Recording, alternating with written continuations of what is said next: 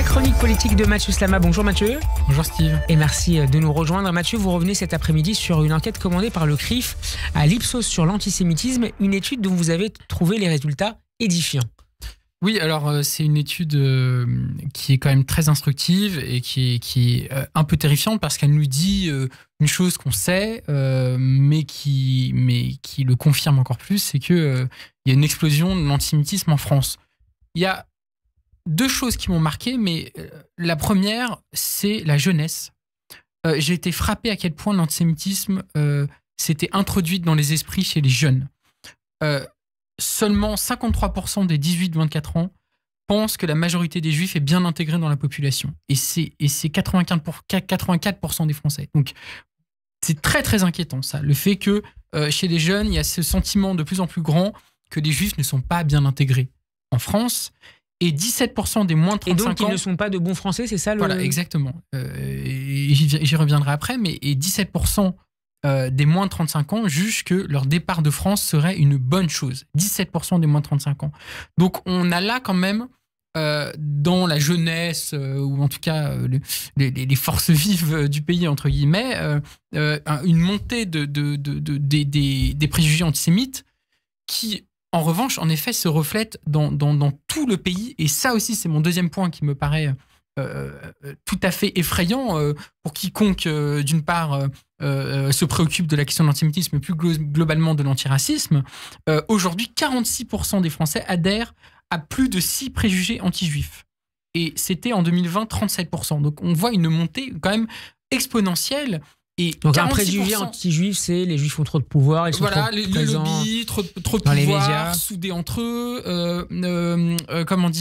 sont des soutiens naturels à Israël et sont liés de facto à la politique du gouvernement israélien, mais c'est surtout des préjugés sur le fait qu'ils ne sont pas des bons Français, etc., etc. Donc ça veut quand même dire que on a un énorme problème aujourd'hui par rapport à la question de l'antisémitisme, évidemment, qui se retrouve de l'extrême droite à la gauche radicale. Et ça, évidemment, c'est aussi quelque chose qui est peut-être aussi une nouveauté aujourd'hui. Mathieu, quand on lit que 46% des Français adhèrent à plus de 6 préjugés anti-juifs, ça veut dire que ces idées, ces préjugés sont bien ancrés dans une majorité, en tout cas d'une partie importante de la population aujourd'hui. Voilà, ça veut dire que partout, dans toutes les catégories sociales, en fonction des idées politiques, etc., on y reviendra, mais les préjugés antisémites sont extrêmement présents.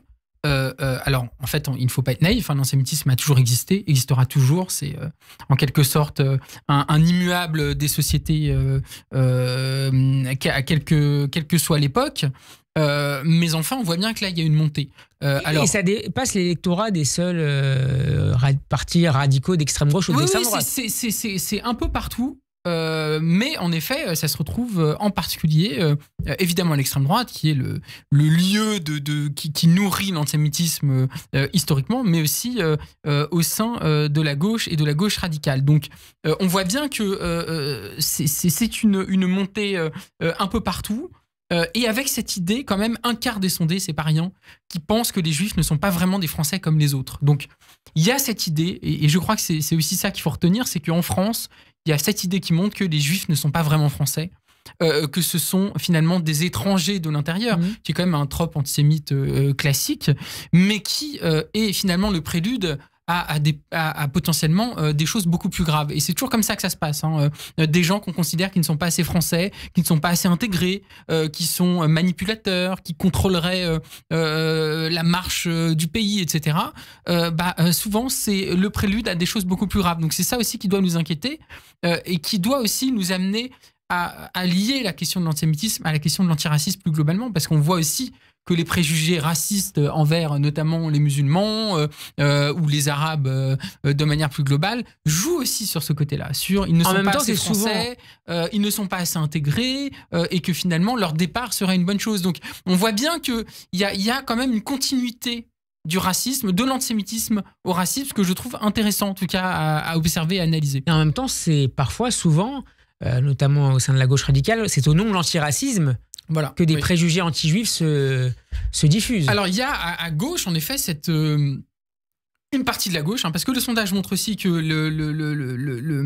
l'antiracisme est bien ancré à gauche, plus ancré à gauche qu'ailleurs, mais qu'en effet, il y a une montée de l'antisémitisme aussi à gauche, notamment au sein de la gauche radicale et de LFI, et des électeurs de LFI. Et ça, il ne faut pas être aveugle là-dessus. Mais en effet, il y a des deux côtés, si vous voulez. Il y a une partie de la gauche finalement qui considère que on a un problème avec les Juifs, souvent lié au conflit israélo-palestinien, avec, je vais pas y revenir, mais la notion de sioniste, etc., qui est souvent le paravent de l'antisémitisme. Donc on accuse finalement les Juifs de tous les maux par rapport à un contexte géopolitique, et puis c'est aussi pour d'autres raisons d'ailleurs. Et puis à l'extrême droite, c'est le contraire, on va accuser les Arabes, les musulmans de tous les maux, et utiliser la question de l'antisémitisme à des fins politiciennes, etc. Donc on se retrouve en fait bloqué dans notre pays avec, encore une fois, une montée quand même qui est généralisée de l'antisémitisme, qui est quand même très inquiétante. Merci beaucoup Mathieu Slamat d'avoir été avec nous. On peut réécouter votre chronique sur radioj.fr, sur les réseaux sociaux et sur notre chaîne YouTube. Bon après-midi et à jeudi prochain. Bon après-midi. Radio J. Steve Nadjar.